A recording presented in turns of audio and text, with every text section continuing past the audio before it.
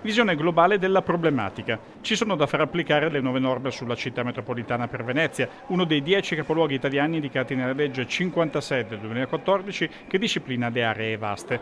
Un problema del Comune di Venezia, capofila degli altri 43 che comporranno questo ente locale che sostituirà di fatto la provincia, ma anche della Regione Veneto. Entrambe hanno appena insediato le nuove giunte e già si pensa all'immediato futuro. Ho lavorato molto per avere una legge, non la volevo così.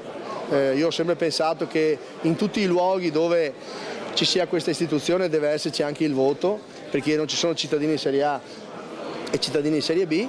La legge è uscita così, lavoreremo per modificarla, nel frattempo partiamo, faremo entrare tutti quelli possibili, anche i sindaci che non dovessero esserci, vogliamo sentire le disponibilità e le voglie e le partecipazioni di tutti, perché con 20 milioni di turisti sarebbe bello che il turismo gravitasse in tutti i nostri territori, e per me anche Padova, Treviso, Vicenza, Belluno, Rovigo, Pordenone anche, questo è il nostro ambito. Se la provincia ha ben chiara nella mente, ci sono però anche tutte le problematiche relative, ho anche la delega per i rapporti istituzionali, quindi con la città metropolitana, un altro tema molto importante che ci vedrà coinvolti da qui a breve con Brugnaro per lo statuto definizione, e qua mi preme già il lavoro importante sarà quello di dare pari dignità a un intero territorio, perché abbiamo 44 comuni e tutti hanno la stessa valenza, la stessa dignità. La data di un incontro congiunto non c'è ancora, ma il tema è caldo ed è stato indicato fra le priorità da affrontare. Lavoreremo per raccogliere milioni di euro che ci sono in Europa per i progetti speciali della città metropolitana,